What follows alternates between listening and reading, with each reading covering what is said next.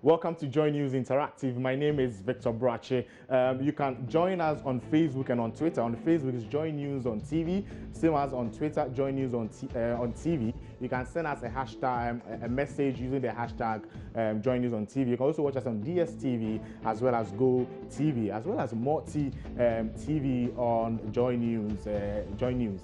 Wrapping into the main conversation, today we're going to talk about the AFCON Ghana meeting with Egypt. We're going to talk about what is happening in Nigeria and then the vetting that is also going on. But the AFCON is about to shoot off and is heating up with the Black Stars in a match against Egypt that they cannot afford to lose. Ghana has only won 5 times against Egypt and lost 11 times with 5 draws. Egypt has been a powerhouse in Africa football for winning the African Cups 7 times. It is seen as the most successful nation in the Cups history.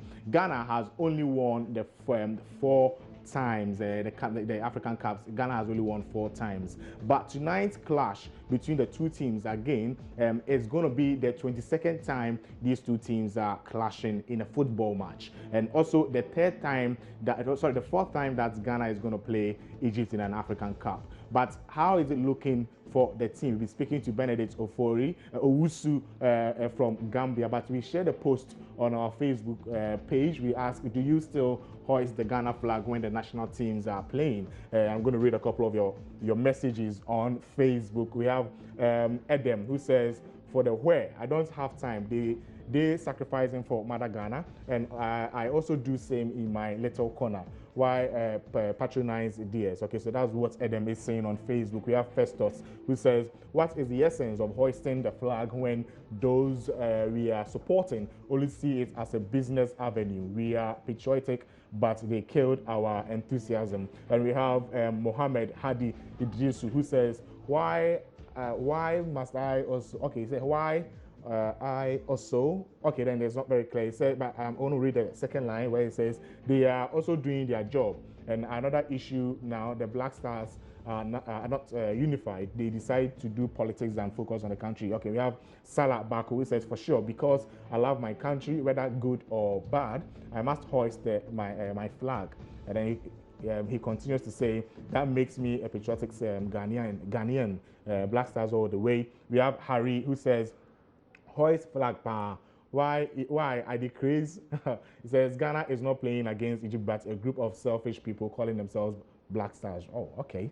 Ghana is now different from the Black Stars. We will not waste our time on $3 million men who say they are players. Wow, it looks like Harry has lost his interest in the Black Stars already. We have Ali Kofi, who says still not motivated yet. Maybe when they bring the AFCON Cup to Ghana. Oh, hashtag Brazil still on my mind. People are still, casting their minds back to what happened in Brazil. We have Manifestive. Art Manifestive says the question was national teams, not Black Stars. So why he introduces the N word? They catch emotions. And then we have Esther Esuman, who says, please, my hand is busy working, does not have time to hoist the flag for Black Stars. And we have Mubarak Muri, who says, when they themselves are not patriotic, why should I be holding the Ghana flag? And then we have Meng, who says, why do joiners always ask this? If you are trying to persuade us to do that, then stop. We won't. But come on, Meg. I mean, they need your support to play against Egypt. No team will survive against Egypt if there are no supporters. We have John Baptist says, cheer, never, because our leading coach is poor in selecting players, while some players too are warm bench players in the club. We have Mahamud, who says, now they are cruising to victory. I will gladly hoist the flag like nobody's business. And we have Grace, who says, it's better I go in a bull shop to sleep well until they finish playing. No time for business guys anymore. And we have Waris J, who says, it doesn't even move me a bit, not to talk of standing and holding what flag.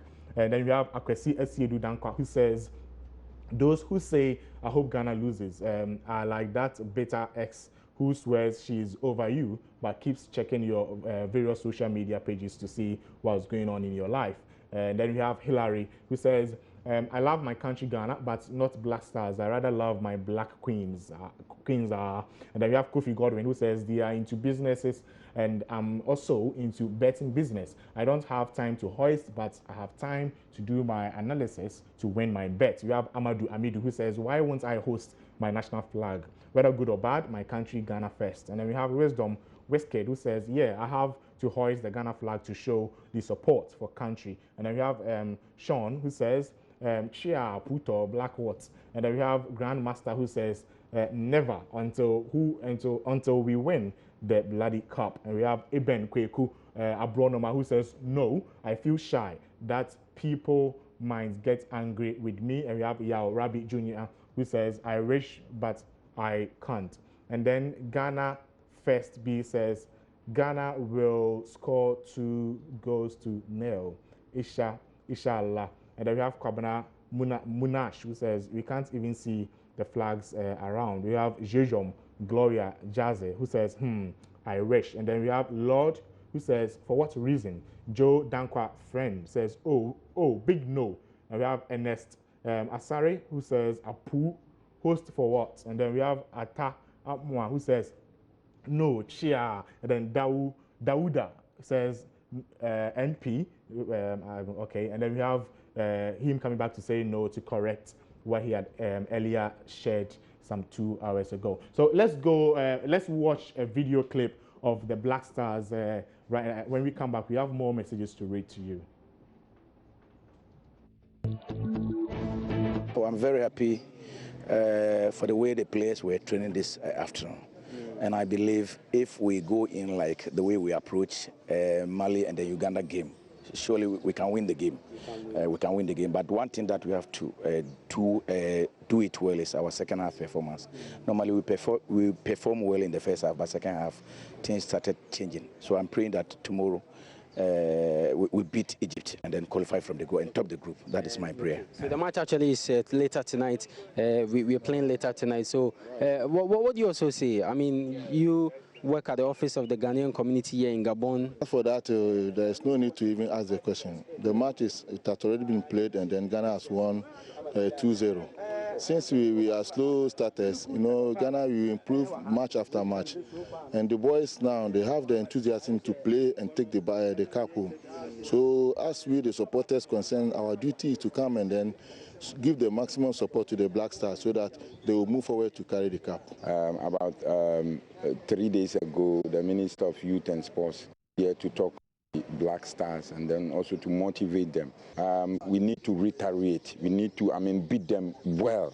Beat them and beat them well. Okay, thank you very much. So Aprigucha Kapama obviously looking at the Black Stars revenging their defeat to Egypt in the 2018 World Cup qualifying in Alexandria. I think Ghana Black Stars so far, the performance they've showcased, happy with it, and we are praying that game that they are going to play against Egypt, that performance that we want to see as Ghanaians, that performance will come. I think this afternoon when we came here, we've seen a very wonderful training, very united, and from the management and the players, I really think that everything is going on well, and we hope that we have that kind of luck so that we can win the game.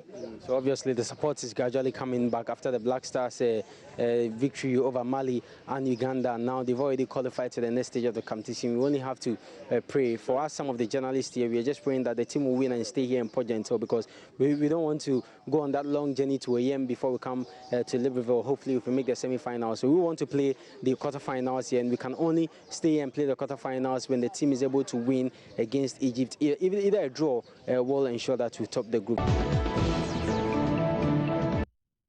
That was Benedict also in bringing us in Gabon, bringing us what is happening in Gabon. But the last time I remember Ghana scoring Egypt 6 goals to 1. That was in 2013. The last two games we played with Egypt before this one, before we played this one, they won by 2 goals to 1 and then 2 goals to 0. But I mean, we are hoping the Black Stars, do their best and then win against Egypt so that we move on to the next stage and actually bring back the cup to Ghana. Over the past few days, Ghanaians have been treated to live sessions of the vetting of President Akufo-Addo's nominees.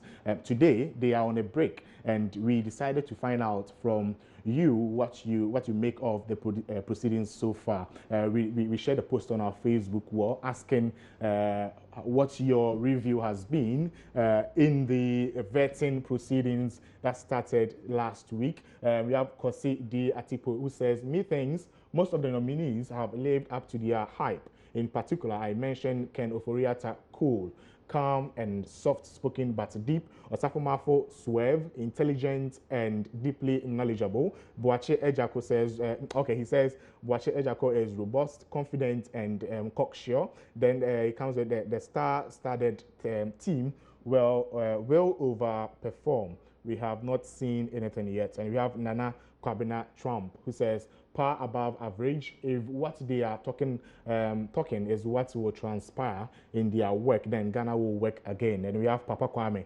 Segbenu, who says the committee chairman and his deputy must stop disrespecting the people who pays their salaries. And then he continues to say, this is worst appointment committee in the history of Ghana because of the conduct of the chairman. And we have Harry, who says, certainly not impressed, nothing intriguing there. The questions that are asked does bring out anything, doesn't bring out anything relevant. I am even sure questions from the majority side were leaked to the nominees before the vetting. Prince Nuruddin Bawumia says, so far so good. Indeed, I am impressed with the performance of the nominees vetted so far, and I am so optimistic that they are all competent and ready to serve the country diligently and to fulfill the promises of His Excellency Nana Addo, Insha Allah. And then we have Amadou Amidu, who says, so far so good. All the nominees impressed me very well, most especially the local government minister designate Haji Alima Mahama. You are the only competent MP our constituency ever had. We are very proud of you. We have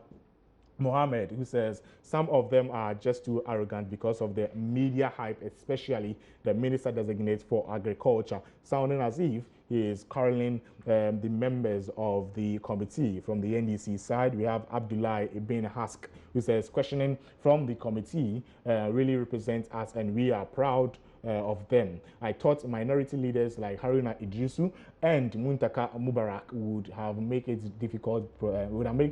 a difficult process, but they are doing sorry.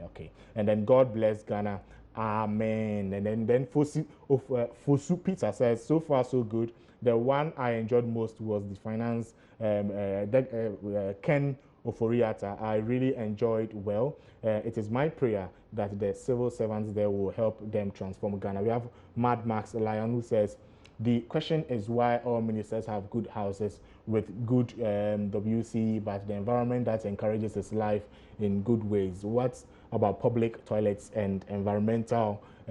He cared about, so he's talking about the general conception about what is happening in our communities as compared to the ministers when it comes to housing and then toilet facilities. We have Nana Kwabena Trump, who says, again, none of them has disappointed me. I can't handpick anyone. They are all good. And we have Yao Ruby Jr., who says, question for the Minister of Education. If his kids attend government basic schools, if not, he should just tell us why. Okay, he's asking if the Minister for Education attend children or kids attend government basic schools. And we have Aliu Mahama says, so far so good. The nominees have demonstrated that they are up to task.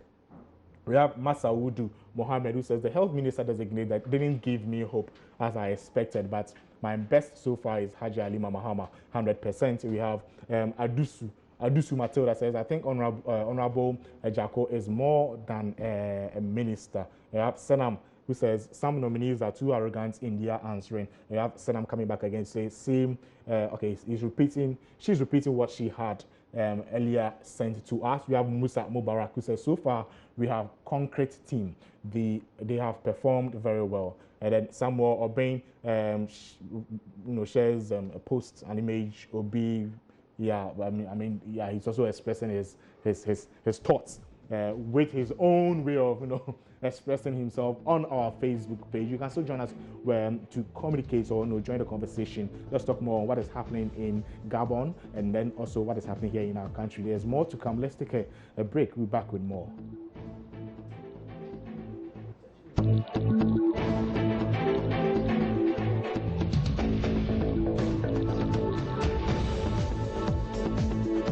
Welcome back. Now, they have always been giving us, these corruption perception index. But earlier today, Transparency International released the corruption perception index for 2016. Ghana has dropped 4 points from 47 to 43, according to Linda Kwafo, Executive Director of the Ghana Integrity Initiative.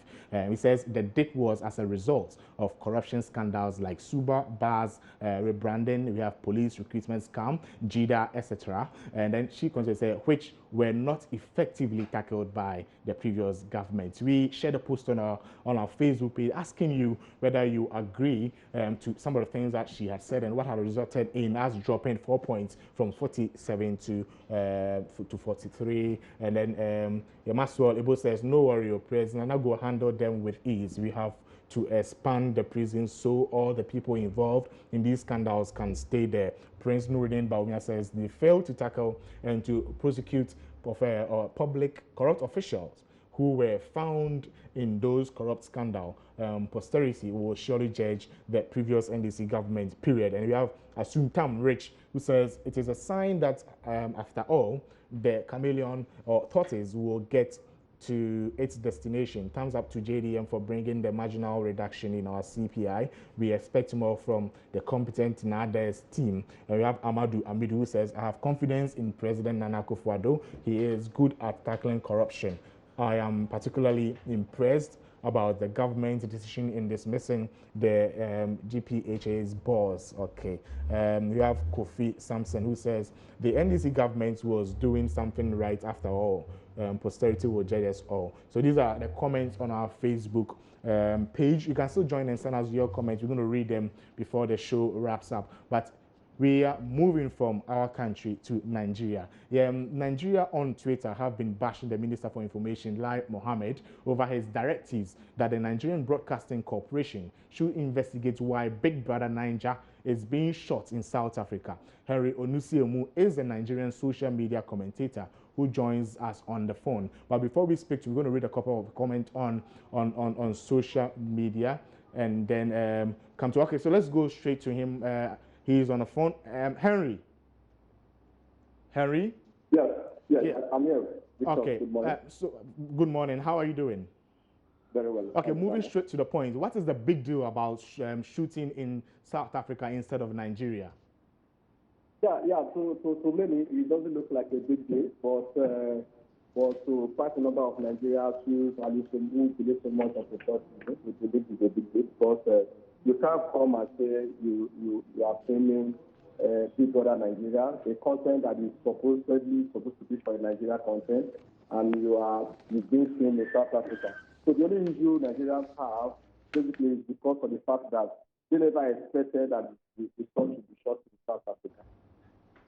Okay, but the Voice of Nigeria was shot in South Africa. So what was the whole thing about? I mean, if Voice of Nigeria was allowed to be shot in South Africa, why can't they shoot Big Brother Nigeria in South Africa? Some people have raised the bit about logistics. Do you think it's because of that? You will recall that when the Big Brother Nigeria started about 10 years ago, 2000 precisely, okay? Then the event was shot in Nigeria, and it was a massive success. Okay, the present host of that event, who is Ebuka, was also a house minister. Okay, and you see the product of that first edition.